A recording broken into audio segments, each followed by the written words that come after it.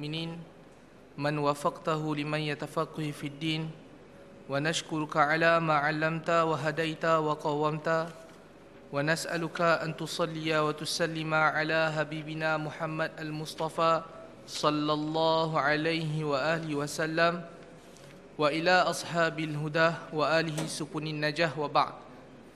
السلام عليكم ورحمة الله وبركاته. Yang dimuliakan pengurusi majlis, pimpinan Surau Ar-Rahmah, Shahlam. Untuk pengetahuan, ni kali kedua saya sampai.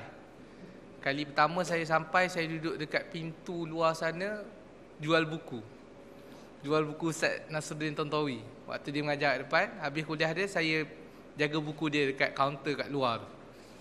Ni kali kedua selepas saya kira awal tahun 2011 kot. Lebih kurang tu lah. Dan Alhamdulillah Allah bagi kesempatan untuk mari ke sini, tapi bukan sebagai penjual buku. Dan saya bukanlah ustaz mak Cina. Muka saya tak rupa orang Cina pun. Kalau siapa mari nak tengok ustaz mak Cina, tengok pelik hitam pula, tak rupa orang Cina. Saya bukan ustaz mak Cina. Saya bidan terjun ustaz mak Cina. Pertamanya, sebelum kita mulakan apa-apa, saya ta'aruf dululah. Diri saya diberi nama oleh ayah dan ibu dengan nama Muhammad Abdul Hadi bin Muhammad Ghazali. Berusia 29 tahun, menetap sekarang di Gombak, dekat dengan rumah Ustaz Mat Cina. Ada lagi nak tahu? Itu juga. Sudah berumah tangga. Itu sajalah. Latar belakang pengajian, secara formalnya terakhir menuntut di Universiti Azhar Cawangan, Dumiat, dalam bidang syariah Islam. Itu sekadar pengenalan awal. InsyaAllah Allah Subhanahu Wa Taala akan pertemukan kita sekiranya diizinkan oleh Allah Taala. Kerana dalam pertemuan itu, kalau kita tak kenal, maka tak akan lahir rasa hub, rasa cinta ataupun rasa atfun, rasa kelembutan ataupun rasa kesantunan kita pada orang, satu-satu orang tu, melainkan kita kenal dia siapa. Jadi tuan-tuan yang dirahmati oleh Allah Ta'ala, muslimin dan muslimat yang dirahmati oleh Allah Ta'ala, InsyaAllah hari ini saya ganti Ustaz Mak Cina kuliah maghrib jugalah, bukan buat persembahan nasyid. InsyaAllah saya cuba berikan apa yang terbaik, yang semampu saya boleh. Dan saya bukanlah orang yang ada ilmu yang banyak, cuma ada mungkin perkongsian daripada tuan-tuan guru yang telah sampai kepada saya menerusi mutiara-mutiara yang ditinggalkan oleh baginda Nabi SAW. Yang itu yang saya akan kongsikan kepada tuan-tuan dan puan-puan yang dirahmati oleh Allah Ta'ala. InsyaAllah pada malam ni kita akan bincang sedikit tentang maghfirah Allah Ta'ala, keampunan Allah Ta'ala. Kerana apa saya memilih tajuk untuk kita bincangkan keampunan Allah Ta'ala? Kerana kita akan melalui satu fasa di dalam hidup kita ini, sekiranya diizinkan oleh Allah Ta'ala, sekiranya Allah Ta'ala makbulkan doa kita, iaitu Allahumma barik lana fi Rajabin wa Sya'bana. Sekarang ni dah duduk dalam bulan Sya'ban, wa balighna Ramadan. Kalau Allah makbulkan doa tu, kita sampai dalam bulan Ramadan. Dan bulan Ramadan ni Allah Subhanahu Wa Taala sebut, Nabi sallallahu alaihi wasallam bagi tahu bulan ni adalah bulan keampunan Allah Taala.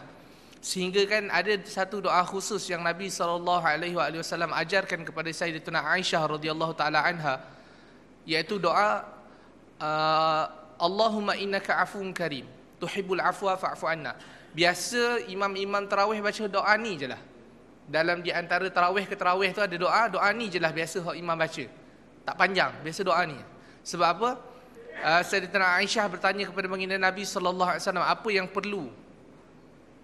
yang perlu diminta sekiranya Sayyidatuna Aisyah berjumpa dengan Lailatul Qadar.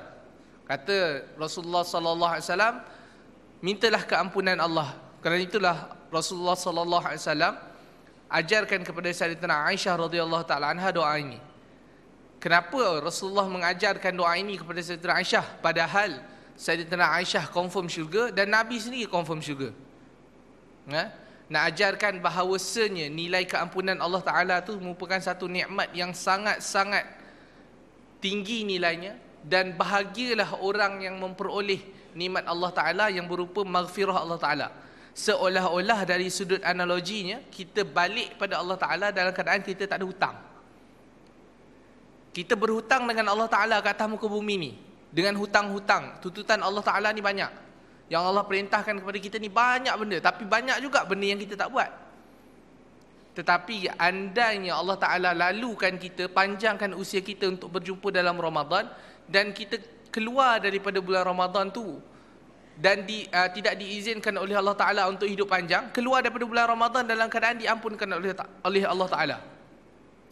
Mana kita habis bulan Ramadan, kita keluar pada bulan Ramadan dengan diampunkan oleh Allah Ta'ala, kita berjumpa dengan Allah Ta'ala dalam keadaan kita tak ada hutang pun. Kita tak bawa apa-apa pun yang Allah Ta'ala boleh murka pada kita. Jadi bagi tahu pada saya, cuba beritahu pada saya, apa lagi nilai, apa lagi nikmat yang boleh tandingi daripada kehebatan nikmat yang ini. Kita balik jumpa dengan Allah, Allah kata, ya Allah, idhab ilal jannah, masuk terus dalam syurga. Apa lagi nak? Dah confirm kita duduk dalam orang-orang yang dijamin akan kebahagiaan. Dah confirm kita ni duduk dalam golongan imam duk baca tadi, innalil muttaqina mafaza, pada rakaat yang pertama. Kita duduk dalam golongan orang yang disebut sebagai pemenang Allah Ta'ala. Jadi ini adalah nikmat yang sebesar-besar nikmat. Jadi kita tahu bahawasanya keampunan Allah Ta'ala ni nilainya sangat-sangat besar. Yang kita faham, bila benda tu besar, jadi benda tu susah nak dapat. Kita nak jadi jutawan, kita bukan boleh lahir celik mata tu jadi jutawan, kena ada usaha. Anak nak jadi jutawan pun bukan kerana harta bapak dia, kena tunggu bapak dia wasiat harta. Iaitu sama ada tunggu bapak dia mati ataupun dia bunuh bapak dia, baru dia boleh jadi kaya. Kalau dia tak nak berusaha lah. Nak ceritanya, nak dapat benda yang besar, kena ada usaha. Sama ada dia berusaha dengan cara yang hak, dengan cara yang benar, ataupun dengan cara yang batil, dengan cara yang salah. Jadi nak dapat benda yang besar ni kena usaha. Dan biasanya timbangan ataupun timbal balik untuk mendapat benda yang besar ni memerlukan pengorbanan yang besar ataupun memerlukan usaha yang gigih. Jadi kita nak tahulah besarnya nilai pengampunan Allah Ta'ala ni. Adakah susah kita nak dapat pengampunan Allah Ta'ala ni? Sebab Allah sebut dalam Al-Quran. Saya baca sedikit apa yang Allah SWT firmankan dalam surah Ali Imran, muka surat 67, ayat yang saya baca ayat 133 hingga 136. Qala Allah Ta'ala ba'da bismillahirrahmanirrahim. وَسَارِعُوا إِلَى مَغْفِرَةٍ مِّن رَّبِّكُمْ وَجَنَّةٍ عَرْضُهَا السَّمَاوَاتُ وَالْأَرْضُ أُعِدَّتْ لِلْمُتَّقِينَ الذين ينفقون في السراء والضراء والكاظمين الغيظ والعافين عن الناس والله يحب المحسنين والذين إذا فعلوا فاحشة أو ظلموا أنفسهم ذكروا الله فاستغفروا لذنوبهم ومن يغفر الذنوب إلا الله ولم يصروا على ما فعلوا وهم يعلمون أولئك جزاؤهم مغفرة من ربهم وجنات تجري من تحتها الأنهار خالدين فيها وَنِعْمَ أَجْرُ الْعَامِلِينَ. Baik tuan-tuan yang dirahmati oleh Allah Ta'ala, ayat yang ke-133 hingga ke-136 yang saya bacakan kepada tuan-tuan ini menceritakan tentang Allah Subhanahu Wa Ta'ala sebut orang yang berpusu-pusu, orang yang bersegera menuju pada maghfirah Allah Ta'ala. Ciri-ciri orang dia. Jadi mungkin apabila saya bacakan ayat ni, kita boleh muhasabah diri kita, koreksi diri kita, ada tak ciri ni pada kita? Allah sebut wasari'u ila maghfiratin min rabbikum, dan bersegeralah kamu, berpusu-pusulah kamu, bekejar-kejarlah kamu untuk merebut maghfirah Allah Ta'ala, maghfirah Tuhan kamu. Dan Allah SWT sebut di sini, wa jannatin arduhas samawat. Rebut maghfirah dan dapatkan syurga Allah. Bermakna dapat maghfirah Allah, dapat syurga Allah. Kejar maghfirah Allah, peroleh syurga Allah. Syurga Allah, Allah tak kata syurga saja. Allah gambarkan supaya kita tertarik untuk mengejar maghfirah Allah Ta'ala ni. Allah gambarkan syurga tu dengan arduhas samawat. Arduhas samawat wal ard. Allah kata dia punya saiznya adalah meliputi langit dan bumi. Hari ni rumah kita kalau dapat rumah besar saiz surau ni pun kalau rumah saiz surau ni lebih kurang 6-7 bilik. Kan? Lebih kurang 6-7 bilik ataupun 8 ke 10 bilik. Itu pun kita guna pakai 3 ke 4 bilik je. Tak habis bilik lagi. Nak kata rumah yang macam ni pun ada ruang yang kita tak pergi lagi. Ni Allah nak bagi rumah hanya dengan kita merebut maghfirah Allah Ta'ala. Allah nak bagi rumah dekat kita, saiznya adalah meliputi langit dan bumi. Janganlah pula bila saya kata macam tu, tuan-tuan kata, dapat rumah kecil-kecil sudahlah Ustaz, rumah yang ada ni pun tak pergi bilik. Janganlah macam tu. Allah nak bagi yang besar lagi ni. Pergi tak pergi tu lain cerita lah. Ni Allah nak kata, kalau rumah yang ada yang kamu usahakan sekarang ni, yang kamu boleh tak sampai 4 bilik pun kamu dah tak mampu masuk, punya luasnya rumah kamu, tapi kamu usaha dengan jerih payah, Allah kata, kamu hanya perlu bersegera untuk merebut maghfirah aku, dan kamu dapat syurga yang luasnya langit dan bumi. Ini sahutan Allah Ta'ala kepada kita. Yang Allah Ta'ala kata, rumah ini uiddat lil muttaqin. Aku sediakan rumah ini untuk orang yang bertakwa. Yang tu imam kita baca tadilah, innalil muttaqina mafaza. Sesungguhnya bagi orang yang bertakwa itu di sisi Allah adalah pemenang. Apa ganjaran pemenang? Bukan dapat medal. Allah bagi syurga. Besar tak syurga tu? Luar langit dan bumi boleh masuk dalam syurga tu. Hari ni ada siapa dah yang ada di hadapan saya di kalangan muslimin dan muslimat yang dah pusing dunia? Ada tak? Dah pusing dunia, dah merentas laut semua dah. Yang saya faham MH370 cari kapal terbang pun dia tak habis lagi pusing laut tu. Patah balik. Tak boleh nak pusing sebahagian daripada muka bumi pun. Ni Allah kata bumi duduk dalam syurga, langit tu duduk dalam syurga. Bumi kita tak habis pusing lagi. Tak payah cerita langit lah. Langit tu menjangkau sampai planet, entah apa-apa planet lah. Planet Atromen, planet raksasa semua.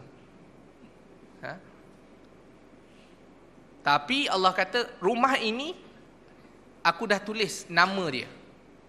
Syaratnya, sifatnya adalah mereka ini mesti menjadi pemenang di sisi aku. Dan pemenang di sisi aku, kata Allah Ta'ala, mereka ini adalah orang yang bertakwa. Dan siapa pula orang yang bertakwa? Orang yang bertakwa ini, kata Allah Ta'ala, alladzina yunfiquna fis sarra'i wad dharra. Mereka ini adalah orang yang menginfakkan harta mereka pada ketika mereka senang ataupun mereka susah. Ini adalah salah satu daripada ciri orang yang bertakwa. Hari ini kalau kita tengok diri kita berapa banyak nilaian yang kita infakkan untuk jalan Allah, dalam keadaan kita senang ataupun dalam keadaan kita tak berapa nak ada duit. Kalau kita buat dalam keadaan kita senang, dalam keadaan kita tak berapa nak ada duit pun kita buat juga. Kata Allah, ini adalah ciri daripada, salah satu daripada ciri orang yang bertakwa. Yang nak dapat syurga Allah ni, Allah kata ini salah satu cirinya. Dan bulan Ramadan yang nak datang ini, inilah modul yang Allah SWT sediakan dalam bulan Ramadan. Dalam bulan Ramadan kita berpuasa. Bila kita berpuasa, kita memahami kesusahan orang yang tak makan sehari. Kita memahami keperitan orang yang tak ada duit untuk mendapatkan beras dan makanan, untuk menyara kehidupan anak-anak sehingga terpaksa mengemis. Kita faham kesusahan mereka. Dan menyebabkan apa? Apabila kita faham, tangan kita akan senang untuk keluar menderma. Ini modul yang Allah SWT sediakan dalam bulan Ramadan untuk kamu, supaya kamu infak, kamu rasa dulu kesusahan orang. Kamu tak akan infak harta kamu, melainkan kamu tahu kesusahan orang. Jadi Allah sediakan bulan Ramadan untuk kita berpuasa. Ada juga setengah orang ni, bila orang puasa, dia tak puasa. Jadi dia tak lalu model Allah Ta'ala ni. Tapi Allah punya rahmat Allah Ta'ala ni, penyayangnya Allah Ta'ala, nak suruh keluarkan harta juga, Allah fardukan zakat. Biar keluar juga harta. Bantu juga orang miskin, bantu juga orang susah. Ni orang yang jenis berat nak keluar duit bantu orang ni, biasanya dia orang tak puasa. Mudah bahasanya. Sebab bila dia puasa, dia faham kesusahan orang. Dia faham perihnya, dia faham kepayahan kalau tak makan, letihnya tak makan, susahnya tak makan, susahnya tak minum. Orang datang jumpa dia, saya dah seminggu dah tak makan. Aku ni baru start tak makan dan minum ni bermula pada subuh. Maghrib nanti, lepas maghrib nanti kambing golek isteri aku masak. Dia ni seminggu dah tak makan. Amat mustahil bagi diri individu Muslim yang beriman pada Allah untuk membiarkan saudaranya yang memintanya kepada tadi, meminta untuk dibantu kepada dia tadi, untuk dibiarkan tanpa diinfakkan apa-apa. Biarlah RM1 pun. Jangan dipandang nilai RM1. Yang penting kita keluarkan wang kita untuk bantu dia selaku sahabat kita, saudara kita. Kalau dia orang Islam. Sebab apa kata Nabi SAW? Mathalul mu'minin, yang diperumpamakan bagi orang yang beriman itu, fi tawadihim wa tarahumihim wa ta'atufihim, pada kelembutan, pada kasih sayang, pada kemesraan, kesantunan mereka ini, kata Nabi SAW, kamathalil jasadil wahid. Orang mukmin ini macam satu jasad lah. Dia berkasih sayang macam tangan kiri berkasih sayang dengan tangan kanan, macam gigi berkasih sayang dengan kaki, macam gigi berkasih sayang dengan kepala. Kenapa kata Nabi idashtaka lahu adu? Kalaulah dia mengaduh, satu anggota ni mengaduh, tada'alahu sairul jasadi, maka yang lain pun turut sama rasa sakit. Orang sakit gigi, biasanya dia akan minta supaya jangan bising kat dia. Bising juga, biasa dia pelangkong je kepala orang yang bising tu. Sebab apa? Telinga dia meraih kesakitan gigi, kepala dia meraih kesakitan gigi. Dia tak boleh terima dah benda berat. Gigi sakit. Tada'alahu sairul jasadi kullahu. Semua yang rasa sama. Kadang-kadang sampai semua anggota badan terpaksa berjaga malam. Kadang-kadang satu anggota badan, semua anggota badan ni sampai demam-demam kerana menanggung sakit daripada satu anggota saja. Ini yang Nabi SAW umpamakan pada orang yang beriman. Sebab itulah saya kata, kalau ada iman dalam diri, apabila melihat kesusahan saudara, amat mustahillah untuk dia tidak membantu. Hari ini, apa yang berlaku kepada saudara kita di Arakan, iaitu etnik Rohingya, sangat-sangat memilukan hati dan sangat-sangat menghiburkan hati. Ustaz Mak Cina bagi tahu dia akan pergi ke Rohingya.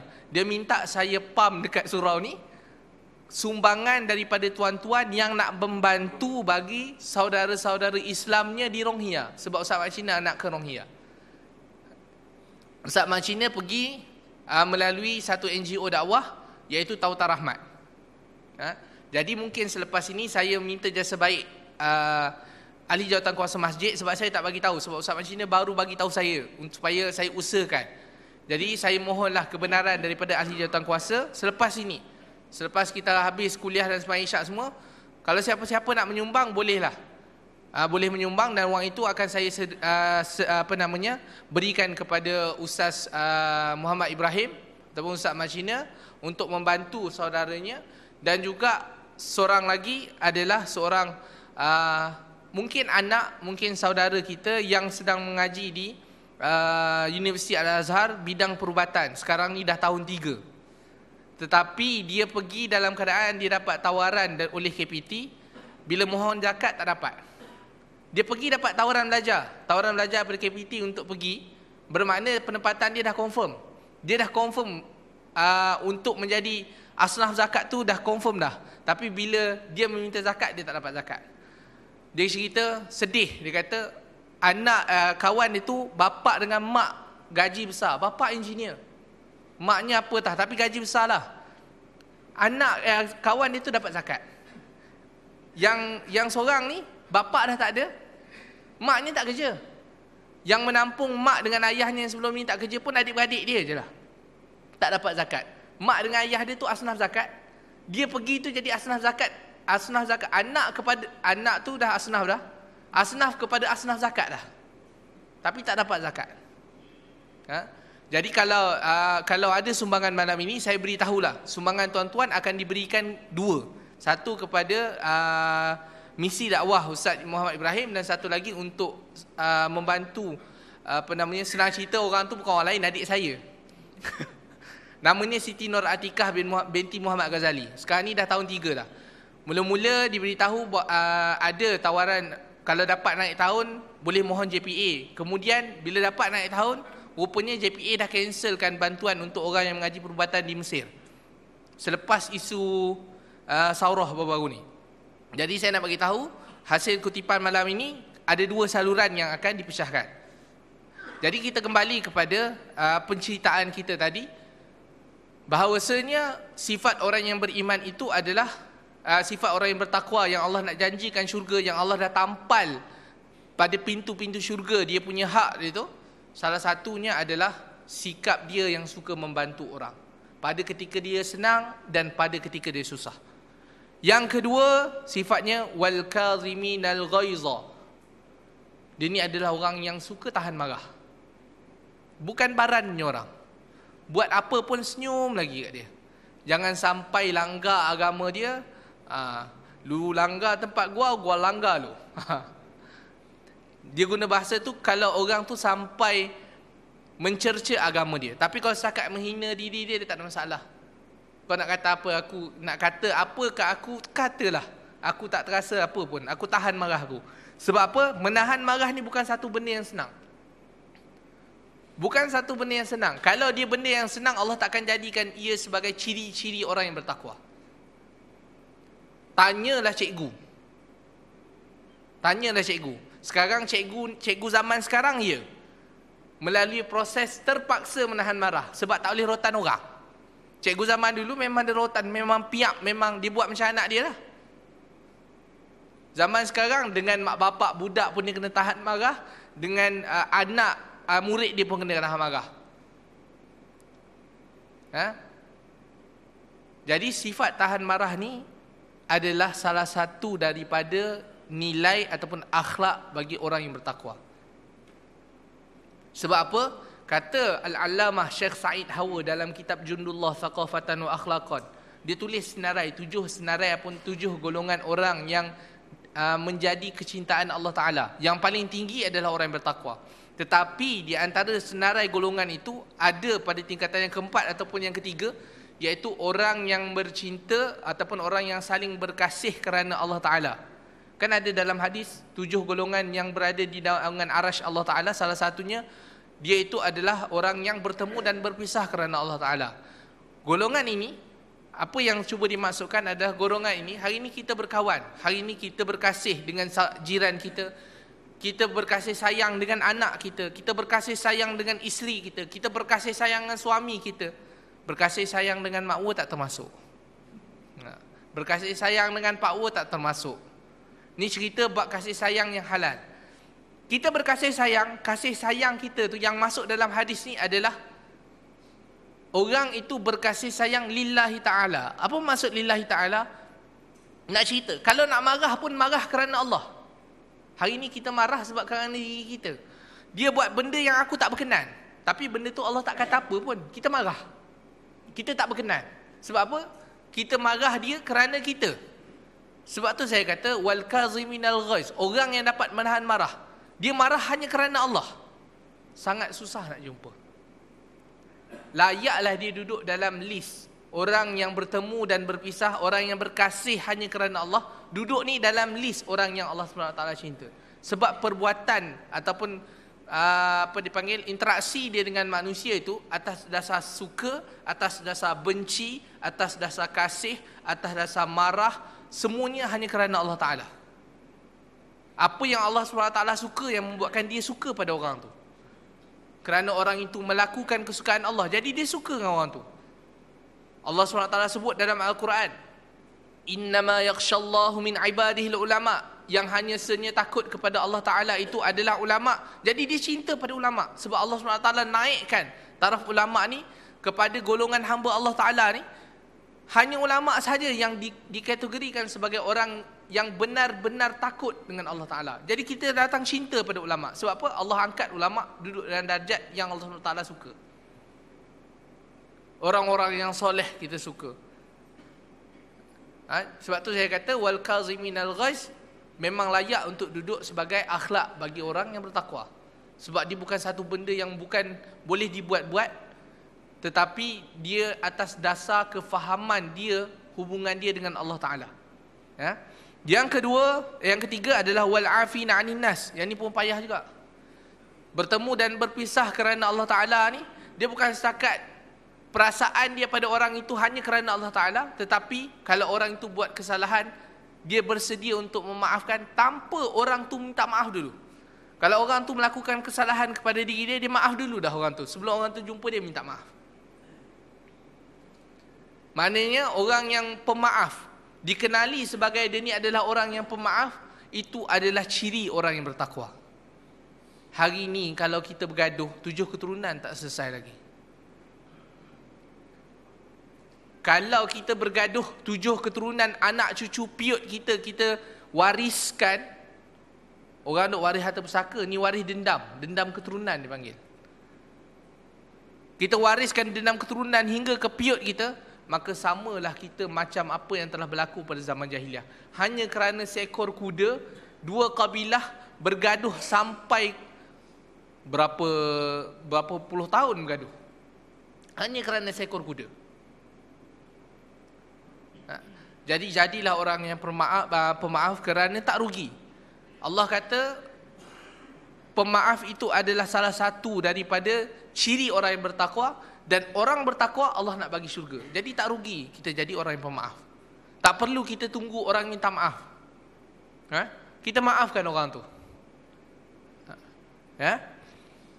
Kemudian perbuatan-perbuatan ini Allah SWT sifatkan ia sebagai benda-benda yang baik, amal kebaikan. Wallahu yuhibbul muhsinin. Allah menyukai orang-orang, Allah mencintai orang-orang yang melakukan perbuatan-perbuatan yang baik. Bermakna yang semua yang kita cerita tadi itu semua terkandung dalam martabat seorang yang digariskan oleh Al-Alamah Syekh Sa'id Hawa. Dia termasuk dalam senarai golongan orang yang mendapat cinta Allah Ta'ala kepada dia, iaitu muhsinin, orang yang sentiasa melakukan perbuatan-perbuatan baik, amal kebajikan. Dan seterusnya ciri orang yang bertakwa, dia bukan setakat dia minta maaf, dia suka maafkan orang. Walladzina idza fa'alu fahishah, dan apabila dia melakukan perbuatan-perbuatan yang buruk, kata Allah, apabila mereka ini melakukan perbuatan-perbuatan yang buruk. Fahishah ni setengah ulama kata fahishah ni bukan perbuatan buruk, niat nak buat benda buruk, itu fahishah. Benda buruk maksiat, benda buruk mungkar. Sebab tu dalam Al-Quran disebut inna salata tanha 'anil fahsya'i wal munkar. Kan? Solat menghalang orang yang melakukan solat itu daripada perbuatan fahsya' dan perbuatan mungkar. Fahsya' itu adalah niat nak melakukan perkara mungkar. Bila dah buat, dia jadi mungkar. Jadi kalau orang tu idza fa'alu fahishah, melakukan perbuatan-perbuatan buruk, ataupun berniat untuk melakukan perbuatan buruk, au zalamu anfusahum, ataupun mereka ni menzalimi diri mereka. Menzalimi diri mereka tu maksud dia bukannya nak bunuh diri dan sebagainya, tak perlu tunggu sampai had tu. Maknanya dia tidak melakukan tuntutan Allah ke atas dia, dan tidak melaksanakan apa yang Allah SWT suruh, dia melakukan pula apa yang Allah SWT larang. Itu sudah menzalimi diri sendiri. Jadi orang yang bertakwa ni, sifat dia, kalau dia buat benda tu, kalau dia terbuat benda tu, zakarullah, dan dia mengingati Allah, dia ingat akan Allah, fastaghfaru li dzunubihim, maka mereka segera memohon keampunan daripada Allah bagi dosa-dosa mereka. Sebab tu jangan tangguh untuk kita memohon ampun daripada Allah Ta'ala pada segala perbuatan kita yang kita anggap tidak baik. Jangan tunggu, bulan Ramadan nantilah. Kita tak tahu bila kita mati. Fastaghfaru li dzunubihim, maka mintalah ampun bagi dosa-dosa, bagi sekalian dosa yang telah dilakukan, mintalah ampun pada Allah Taala. Walam yusirrum ala ma fa'alu, dan syaratnya meminta keampunan pada Allah Taala ni, kita niat waktu kita minta ampun, ya Allah, aku tak akan ulangi dah benda yang aku buat ni. Minta sungguh-sungguh dengan Allah lagu tu. Minta ampun dan sebut dekat Allah bahawasanya aku ni tak nak ulang dah benda ni. Bertaubat sungguh. Itu syarat nak minta ampun pada Allah. Janganlah minta ampun pada Allah 2-3 hari nanti mungkin aku buat lagi. Seolah-olahnya kita pergi minta interview kerja, saya sangat memerlukan kerja ni, tapi kalau hari-hari yang saya tak mari tu, encik maafkanlah saya, memang orang tak ambil lah kita kerja. Sebut awal-awal dah.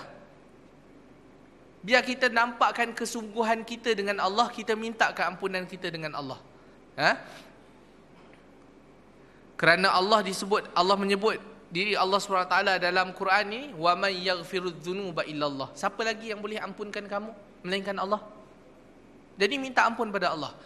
Ni nak cerita minta ampun pada Allah ni, maka sebelum saya masuk dalam hadis, okey, satu ayat lagi, ulaika jazaohum maghfiratun, ulaika jazaohum maghfiratun min rabbihim jannatun tajri min tahtihal anhar khalidina fiha.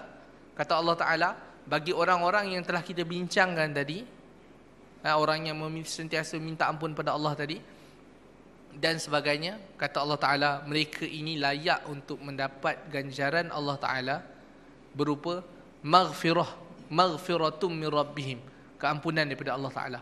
Maknanya apa? Kalau kita minta pada Allah keampunan, kita minta pada Allah keampunan, ada satu hadis baginda Nabi SAW sebut,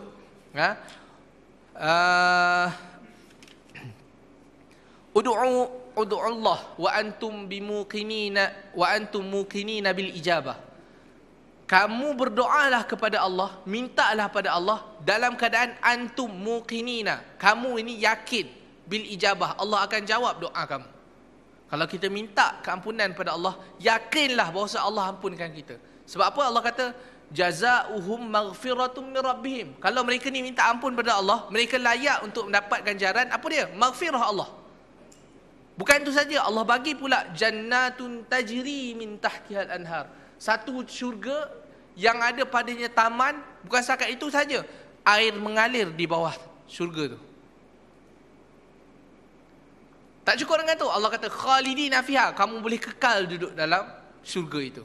Hari ni orang dalam bandar cari rumah dekat Sungai Gabai, Sungai Congkak, homestay ke, dia panggil apa? Rumah hujung-hujung minggu, rumah-rumah family ni. Kalau orang kaya biasa adalah rumah-rumah tu. Tujuan apa? Nak mencari ketenangan supaya melihat taman-taman yang cantik ataupun kehijauan alam. Fitrah manusia yang nakkan ketenangan, yang nakkan keindahan alam ini, Allah bagi dalam syurga dalam keadaan berganda-ganda lagi nilainya. Bahkan Allah Ta'ala kata, kalau kamu nak sungai-sungai mengalir di bawah tempat tinggal kamu je, dan kamu boleh kekal duduk di dalamnya. Jadi itu cerita tentang ciri-ciri orang yang bertakwa, yang Allah Subhanahu Wa Ta'ala sebut dalam Al-Quran. Salah satunya adalah orang yang selalu memohon keampunan Allah Ta'ala. Jadi keampunan Allah Ta'ala ni senang tak? Allah Ta'ala sifatkan dalam satu hadis kursi kepada baginda Nabi SAW. Allah Subhanahu Wa Ta'ala berfirman, hadis ini diriwayatkan daripada Sayyidina Anas radhiyallahu ta'ala anhu. Qal sami'tu Rasulullah sallallahu alaihi wasallam yaqul, qala Allah Ta'ala, ya ibna Adam, innaka ma da'awtani wa rajautani ghafartu laka ala ma kana minka wa la ubali. Ya ibna Adam, law balagat dhunubuka anana as-sama' thumma astaghfartani ghafartu lak. Ya ibna Adam, innaka law ataitani bi qurabil ard khataya thumma laqitani la tusyrik bi syai'a la ataituka bi qurabiha maghfirah. Apa maksud dia? Sayyidina Anas pernah mendengar daripada baginda Nabi SAW. Nabi SAW bersabda, Allah SWT berfirman, wahai anak-anak Adam, innaka ma da'autani wa rajautani. Sesungguhnya, sekiranya kamu ini meminta kepada aku dengan berdoa, memohon kepada aku, wa rajautani, dan mengharapkan pada aku, ghafartu laka ala ma kana minka wala ubali. Aku akan ampunkan engkau adapun pada dosa-dosa yang telah engkau lakukan, wala ubali, aku dah tak heran dah. Punya sifat Allah Ta'ala ni yang Allah SWT sebut sebagai At-Tawwabur Rahim, Ar-Rahmanur Rahim.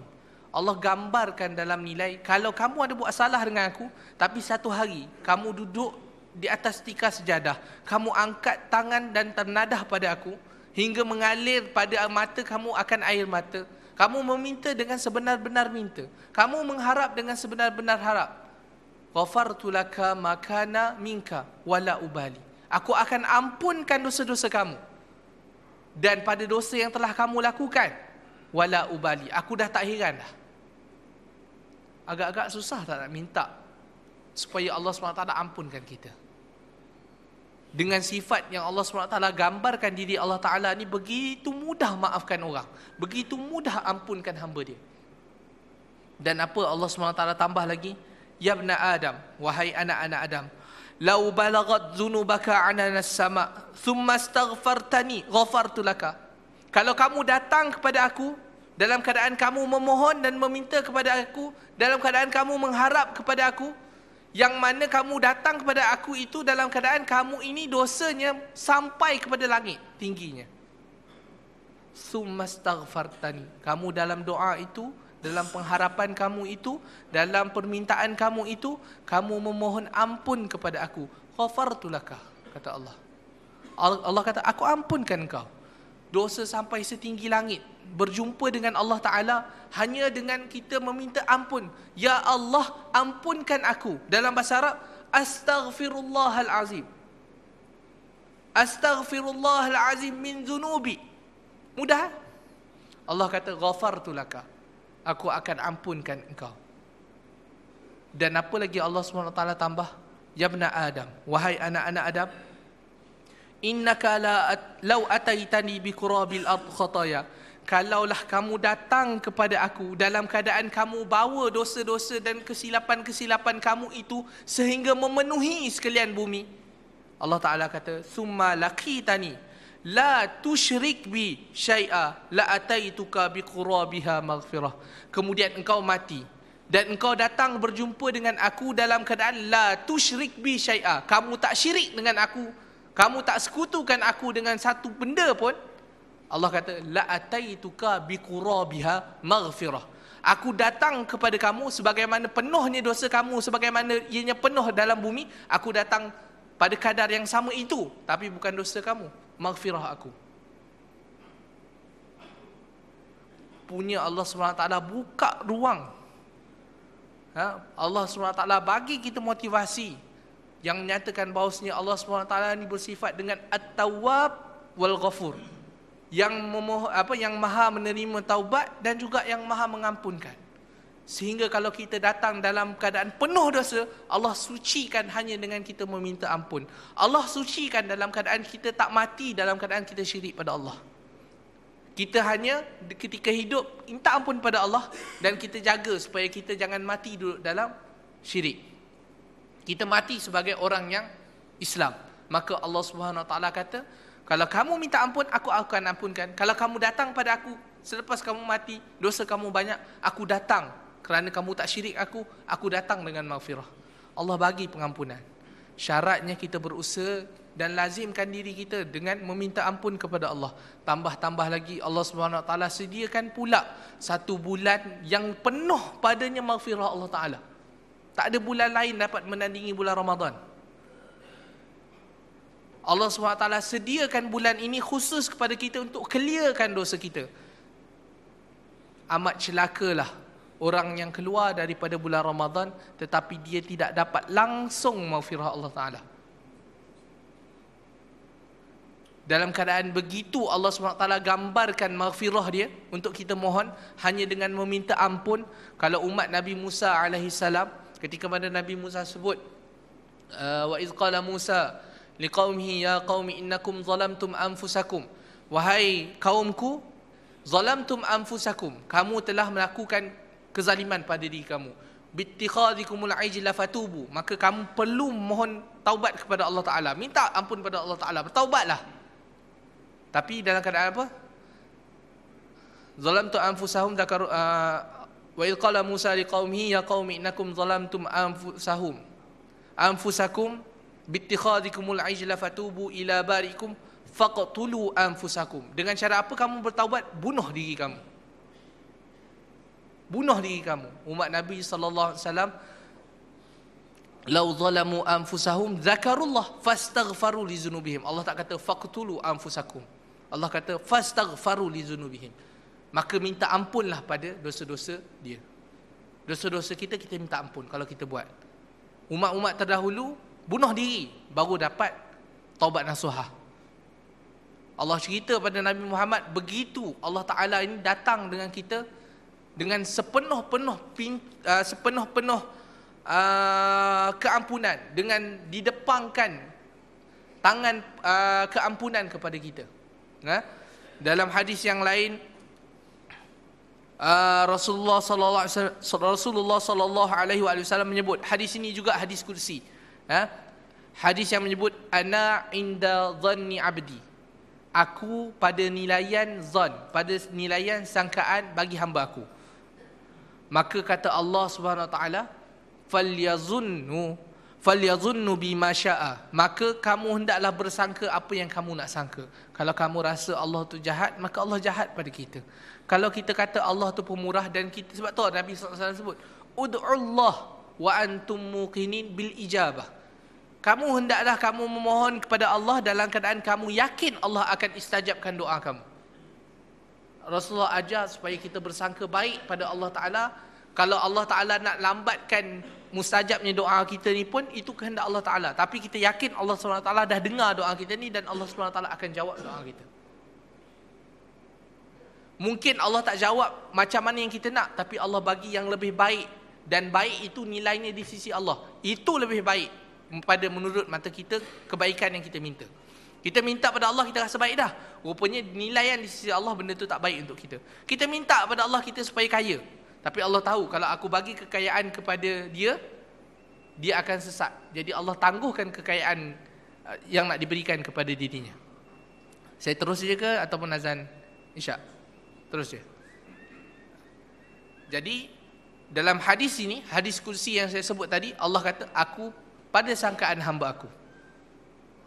Kalau hamba aku menyangkakan bahawasanya aku ini begini, maka beginilah aku. Dalam riwayat yang lain, fala tazunnu billah illa khaira.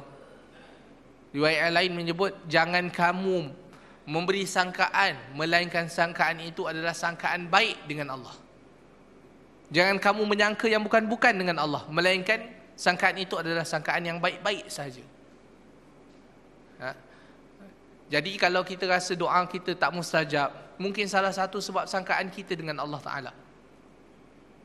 Sebab Allah akan menjadi apa yang kita sangkakan. Jadi bersangka baik dengan Allah Subhanahu Wa Ta'ala, ianya akan membentuk hubungan yang baru dengan Allah Ta'ala. Hubungan yang elok dan baik dengan Allah Ta'ala. Kemudian untuk meminta keampunan kepada Allah Subhanahu Wa Ta'ala, Nabi SAW mengajar kepada kita satu istighfar. Istighfar yang biasa kita dengar, biasa untuk imam baca lepas solat lah. Astaghfirullahalazim alladzi la ilaha illa huwal hayyul qayyum wa atubu ilaih. Adapun yang lebih baik kalau siapa dapat hafaz sayyidul istighfar, Allahumma anta la ilaha illa la ilaha illa anta khalaqtani wa ana abduka wa ana ala ahdika wa ahdika mastata'tu wa a'udzu bika min syarri ma sana'tu wa abu'u laka bi ni'matika alayya wa abu'u bi dhanbi faghfirli fa innahu la yaghfiru dzunuba illa ant. Kalau nak baca dalam ramai pun boleh. Allahumma la ilaha illa anta khalaqtana wa nahnu ibaduka wa nahnu ala ahdika wa ahdika mastata'na wa na'udzu bika min syarri ma sana'na wa nabu'u laka bi ni'matika alaina wa nabu'u bi dzunubina faghfir lana fa innahu la yaghfiru dzunuba illa ant. Yang yang dikatakan kalau siapa membaca Sayyidul Istighfar ini di pagi hari, Allah SWT akan ampunkan dosa di sepanjang siang. Kalau dibacakan pada malam hari, Allah SWT akan ampunkan dosa di sepanjang malam. Jadi kalau kita mati pada hari yang diampunkan oleh Allah Ta'ala, Masya Allah, tabarakallah, apa lagi nikmat yang lebih bahagia.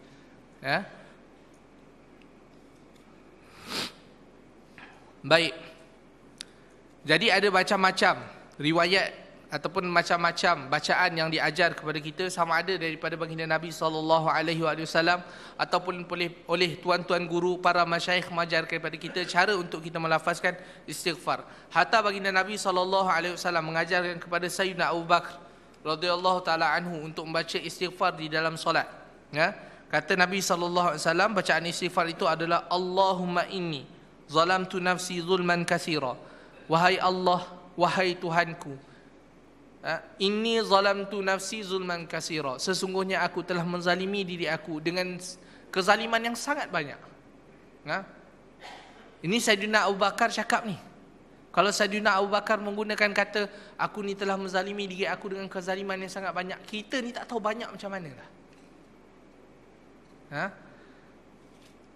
Wala yaghfiru dzunuba illa ant. Kemudian kita sebut pada Allah Ta'ala dan kata, walaupun aku ini dah menzalimi diri aku dengan banyak, tapi aku tahu la yaghfiru dzunuba illa anta, tak ada benda lain dah yang dapat ampunkan kezaliman yang telah aku lakukan tadi melainkan Engkau ya Allah.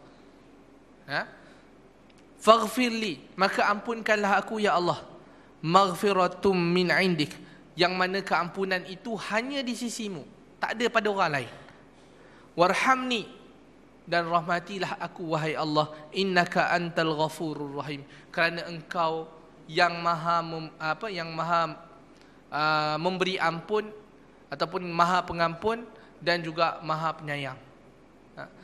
Dalam kita berdoa kepada Allah, setengahnya sedikit lagi kita pergi, kita biasa berdoa kepada Allah, ya Allah bagi aku itu, bagi aku ini, bagi aku itu, bagi aku ini. Tapi kalau kita lihat para ulama dan doa-doa yang diajar oleh Nabi SAW, disebut akan keburukan diri, direndahkan diri dengan serendah-rendahnya, dan puji Allah dengan setinggi-tingginya, baru sebut benda apa yang kita nak. Ya Allah, aku ni zalim diri aku ya Allah, banyak benda kezaliman yang telah aku buat, dan aku sedar tak ada orang yang boleh ampunkan kezaliman aku. Engkau yang maha pengampun, Engkau yang maha penyayang.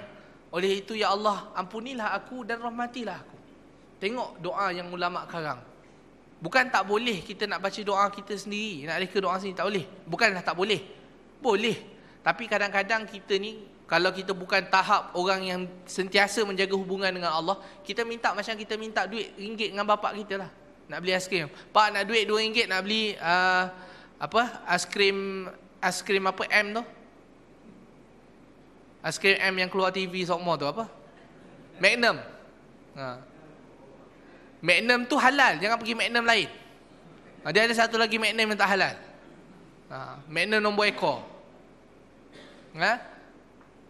Jadi kita minta macam kita minta dengan manusia, sedangkan Allah ini adalah Tuhan. Kalau kita guna pakai bahasa kita, Tuan yang mencipta kita. Bukan cakap Tuan yang memiliki kita, Tuan yang mencipta kita. Jadi selayaknya kita minta dengan berbudi bahasa. Sebab tu kalau kita tengok kalam-kalam ulama, macam contoh syair ilahi lastu lil firdaus, bukanlah kerana tak nak syurga, tapi seolah-olahnya Allah gambarkan syurga ini dengan senarai. Macam contoh, Allah kata syurga ini untuk orang yang bertakwa. Kita tengok di bertakwa ke kita ni? Kalau kita rasa, aku ni dah bertakwa ni, saya tak rasa nama dia duduk dalam syurga. Orang yang kata ilahi lastu lil firdausi ahla, aku ni tak layak untuk duduk dalam syurga Allah, itu ada ciri-ciri orang yang bertakwa. Bukan kerana dia tak mahu syurga, tak. Kerana rahmat Allah mencipta syurga dalam keadaan Allah nakkan orang duduk dalam syurga begini, tapi dia rasa dia tak sampai lagi. Macam Sayyidina Abu Bakar lah, sebut banyak kezaliman yang telah dilakukan pada diri sini, tapi kita kenal siapa Sayyidina Abu Bakar. Macam Nabi SAW minta sampai bengkak-bengkak kaki, sampai basah-basah janggut minta dengan Allah Ta'ala, sedangkan Nabi adalah orang yang confirm syurga, maksum, tak ada dosa. Kenapa masih meminta pada Allah dengan sedemikian rupa? Jadi ini yang kita boleh perhatikan dalam hadis dan ayat Quran yang saya kongsikan dengan tuan-tuan dan puan-puan yang dirahmati oleh Allah Ta'ala. Kerana kita akan berdepan dengan satu bulan dengan penuh pintu maghfirah Allah SWT dibuka kepada kita. Rebutlah peluang ini. Bacalah doa dan kita minta supaya Allah sampaikan kita dalam bulan Ramadan, supaya kita dapat maghfirah Allah Ta'ala. Lepas tu Allah nak ambil lah. Sebab apa? Sebab kita tahu kita balik jumpa dengan Allah dalam keadaan kita dah diampunkan oleh Allah Ta'ala. Jangan kita kata Allah ambillah aku dalam keadaan aku ni penuh dosa. Siapa nak jumpa dengan Allah Ta'ala dalam keadaan dia penuh dosa? Jadi kita rebut peluang ini. Kita nak lalu dalam madrasah ini, dalam madrasah tarbiyah Allah Ta'ala ni, dalam madrasah keampunan Allah Ta'ala ni, kita tak boleh nak berlakon tiba-tiba kita jadi tiba-tiba jadi orang kaki zikir, kaki solat dan sebagainya. Kita masih duduk dalam fatrah untuk training sekarang ni. Belum masuk dalam bulan Ramadan ni, kita duduk bulan Rajab, Syaban. Sekarang ni dah Syaban dah. Ada lagi masa untuk training kita punya stamina. Untuk kita panjangkan zikir kita, untuk kita usahakan kita punya latih tubi stamina kita, supaya kita boleh senang untuk melakukan ibadah-ibadah pada malam hari. Dan bertahan pada siang harinya, daripada lapar dan dahaga, dan daripada nikmat berumah tangga. Elok puasa sebulan, tak tahan dengan nikmat rumah tangga, tambah jadi 3 bulan. Kan? Jadi mudah-mudahan apa yang saya kongsikan dengan tuan-tuan pada malam ini dan puan-puan pada malam ini dapat faedahnya, tidak banyak sedikit, sama ada untuk diri saya dan juga tuan-tuan dan puan-puan yang dirahmati oleh Allah Ta'ala, untuk kita tingkatkan motivasi kita menghadapi bulan Ramadan yang Allah telah sediakan dengan di dalamnya 1000 rahmat untuk kita selaku umat Nabi SAW. Jadi saya rasa setakat itu saja yang saya dapat kongsikan dengan tuan-tuan dan puan-puan yang dirahmati oleh Allah Ta'ala.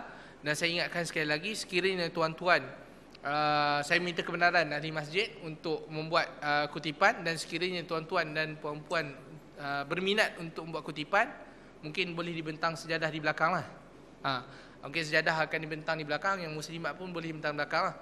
Dan saya akan serahkan kewangan tersebut kepada apa yang orang yang telah saya sebutkan tadi. Jasa baik tuan-tuan, kerana tuan-tuan mendengar apa yang saya cakap dan letterkan. Mudah-mudahan kita keluar daripada majlis ilmu ini dengan dianugerahkan maghfirah oleh Allah Ta'ala. Fa aqulu qawli hadha wa astaghfirullah li wa lakum. Wassalamualaikum warahmatullahi wabarakatuh. Kita tangguh dengan kafaratul majlis wa suratul As. Bismillahirrahmanirrahim. Subhanakallahumma wa bihamdika asyhadu an la ilaha illa anta astaghfiruka. Bismillahirrahmanirrahim. Bismillahirrahmanirrahim. Alhamdulillahi rabbil alamin, wassalatu wassalamu ala asyrafil anbiya'i wal mursalin wa ala alihi wa sahbihi ajma'in. Allahumma anfa'na bima yanfa'una wa 'allimna bima ilma. Allahumma zidna ilma warzuqna fahma. Allahumma arzuqna fahman nabiyyin wa ilham malaikatil muqarrabin. Allahumma aftah bainana wa baina sudurina bil haqq wa anta khairul fatihin. اللهم أرنا الحق حقا وارزقنا اتباعه وأرنا الباطل باطلا فارزقنا اجتنابه. اللهم أنت ربنا لا إله إلا أنت خلقتنا ونحن عبادك ونحن على عهدك ووعدك ما استطعنا ونعوذ بك من شر ما صنعنا ونبوء لك بنعمتك علينا ونبوء بذنوبنا فاغفر لنا فإنه لا يغفر الذنوب إلا أنت. صلى الله على سيدنا محمد وعلى آله وصحبه وسلم والحمد لله رب العالمين. قبل الله منا ومنكم.